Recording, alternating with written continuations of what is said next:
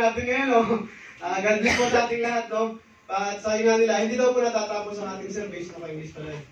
The giving is not complete, the service is not complete without giving. Now, may I call our sister, Babes Alayon, for sharing the preparatory exhortation.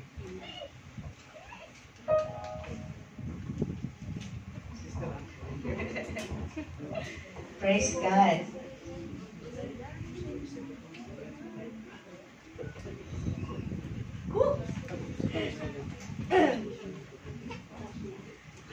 Mga kapatid, isang palakpak po para sa ating Panginoon.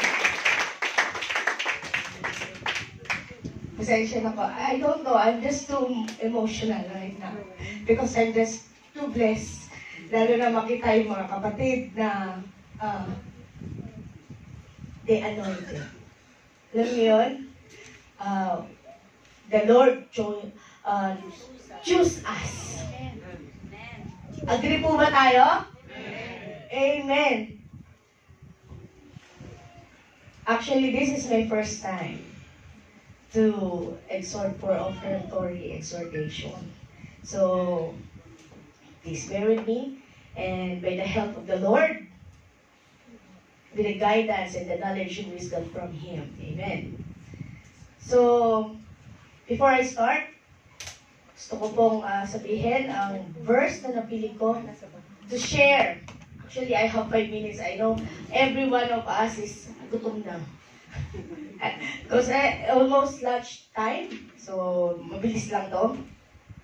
So, ang aking verse is from 2 Corinthians chapter 8, verse 11 to 12. So, but now, finish the task as well, that just as there was eagerness to desire it, so there may also be a completion from what you have. 12. For if the eagerness is there, it is acceptable according to the one has not, according to what he does not have. Parang naguluhan ako sa English. Tagalogin natin, ha? Kaya't ituloy nyo ito. Pagsikapan ninyong tapusin ang gawain na masigasig ninyong inumpisahan. Big word. At magbigay kayo sa abot ng inyong makakaya. 12. Sapagkat kung kusang loob ang inyong pagbibigay, tatanggapin ng Diyos ang anumang makayanan ninyo, hindi niya kayo pinagbibigay ng hindi nyo kaya. Praise the word of the Lord. Samahan niyo akong ipanalangin. Lord, maraming salamat po for the kind of opportunity that you've given to me. Thank you for the privilege, Panginoon, na makapaghayag, Panginoon, ng iyong salita. Even though, Lord God, this is a short exhorter, O Lord God, but with your guidance, O Lord God, I know you, with the Holy Spirit, O Lord God, sasamahan mo ako. Lord, maraming salamat po. Ikaw po magsalita sa aking harapan. Muli, salamat po, Panginoon. Sa iyo lang ang pinakamataas sa papulit magsamba.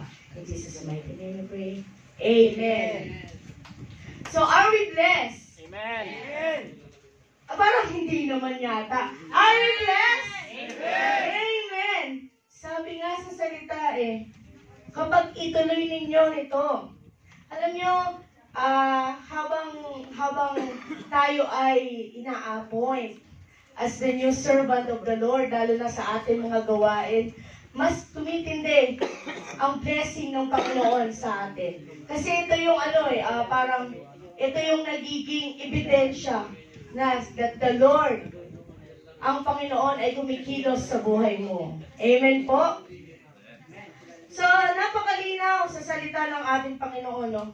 Na sa mga nasimulan natin, gaya nga ang sabi sa verse, kapag nasimulan mo, tapusin mo. Matuto tayong magbigay ng naaayon sa ating puso. Naaayon, wala naman sigurong magbibigay dito na may sama na loob. Try to evaluate yourself. Mahirap yung magbibigay tayo ng merong kabigatan sa ating mga puso.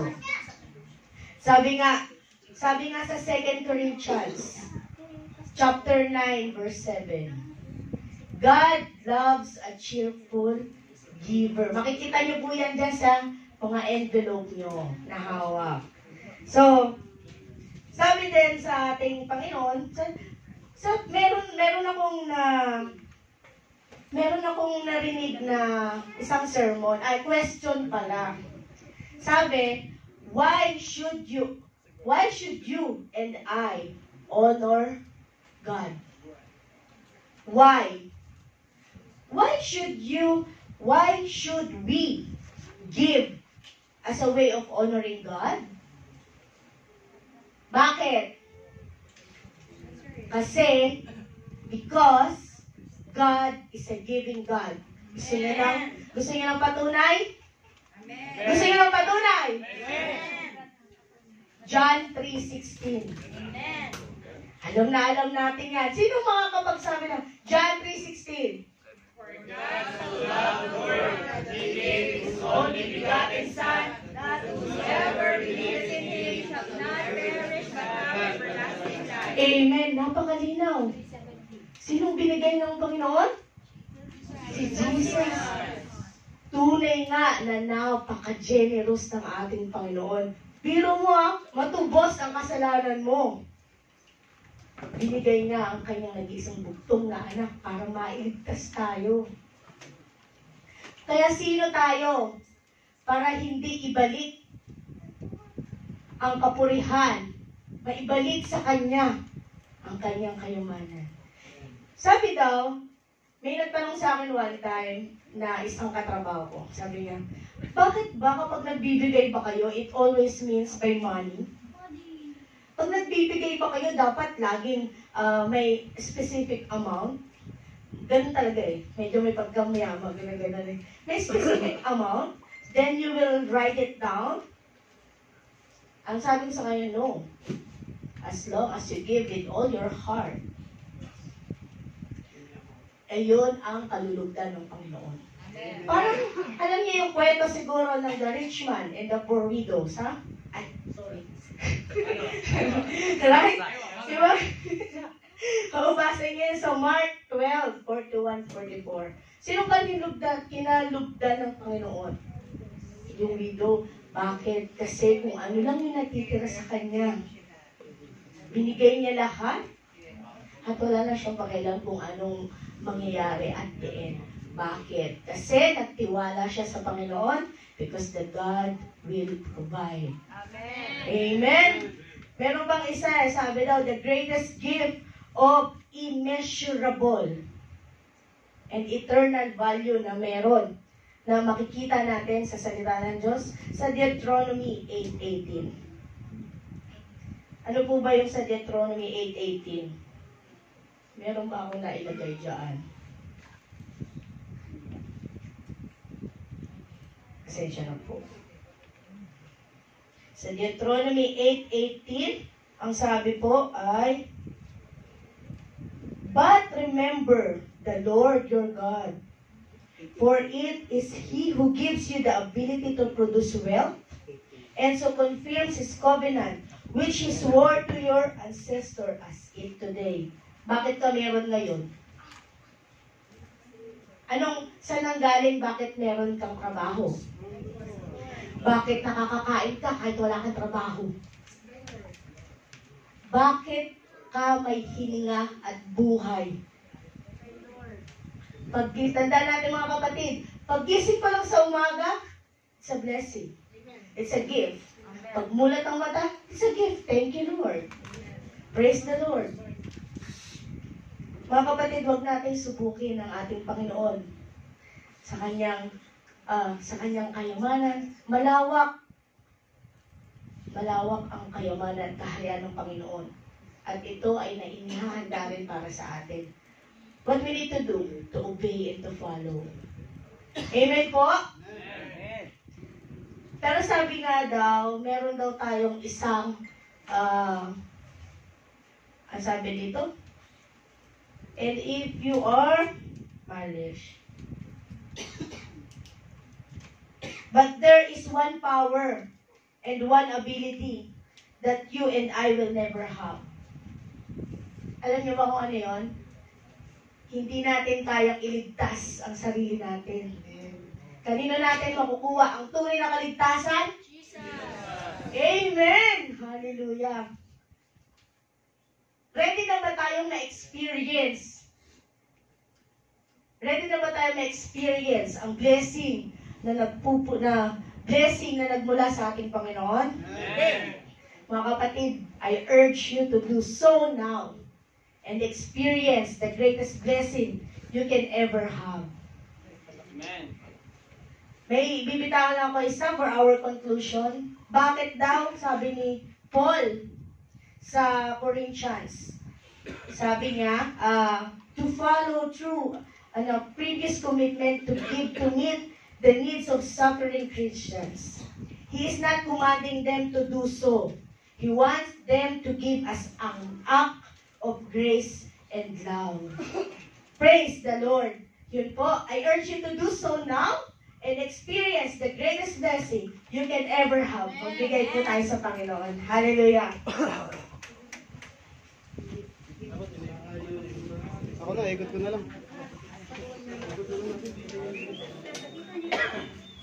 Yan na lang po.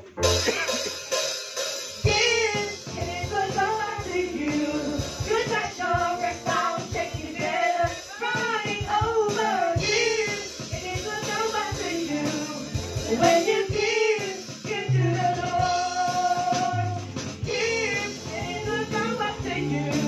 Goodness over, sound, shaking together, running over. Give, and it will come back to you. When you give to the Lord, give, and it will come back to you. Goodness over, sound, shaking together, running over. Give, and it will come back to you. When you give to the Lord. When you give to the Lord. When you give to the Lord. Praise, hallelujah. Minsan pa mga kapatid, tayo tumayo. Taas natin ang ating mga kamay. Yes, Father, hallelujah, Lord Jesus, Panginoon. Mananang na aming mayamang amang nasa langit, Panginoon. Lord, nakikita mo ang puso at isip ng bawat isa na naririto, O Lord God, na dinala mong pangyapak, Panginoon, sa araw na ito sa aming bahay-sambahan. Lord, maraming salamat, Panginoon, sa patuloy mong kalakasan na ibinibigay mo sa bawat isa. Salamat, Panginoon, sa mga trabaho na kami, Panginoon, na mayroon ngayon, O Lord God. Salamat po, Panginoon, sa pagpapatuloy, Panginoon, ng buhay, Panginoon, na nagmula sa iyo, O Lord God. Lord, salamat, Panginoon, sa lahat ng nagbigay, O Lord God, sa oras na ito, O Lord God. Lord, patuloy mo silang gabayan, bigyan mo sila ng kalakasan, O Lord God, sa araw-araw, O Lord God, at ibalik mo, Panginoon, ang siksik at liglig, Panginoon, pero ito, O Lord God, at ikaw lamang, Panginoon, ang naitaas, Panginoon, sa kanilang mga buhay. Ganun din, Panginoon, sa mga hindi nagbigay, O Lord God, but still, Lord God, they are here, O Lord God, hearing your word, O Lord God. Lord, they praise you, and they worship you, O Lord God. Lord, bless them, O Lord God. Patuloy mo silang i-bless, Panginoon. Bigyan niyo sila ng tamang income, O Lord God. Bless mo, Panginoon, ang kanilang financial needs, O Lord God. Ang bawat isa na narito, O Lord God, ay may kanya-kanyang dalahin, O Lord God. Physically, mentally, financially, emotionally, O Lord God. Lord, ikaw lang ang nakakaalam nito, O Lord God. And Lord, we rebuke all of them, O Lord God, na ikaw, Panginoon, ang kanilang maging gabay at patuloy na kanilang sambahin sa kanilang buhay. Lord, maraming salamat po, Panginoon. Lord, nawa ang mga salaping ito, O Lord God, ay magamit lamang, O Lord God, sa iyong bahay-sambahan, O Lord God, at maayos, Panginoon, na ingatan mo ako, O Lord God, bilang taga-hawak, O Lord God, mga salaping ito, O Lord God. Maraming salamat po, Panginoon, for all the blessings that you given to us, O Lord God. Thank you, Lord Jesus Christ, Panginoon. Sa iyo lang, Panginoon, ang pagpulit pagsamba, itinataas namin sa iyong pinakamataas na pangalan. In Jesus' mighty name we pray. Amen!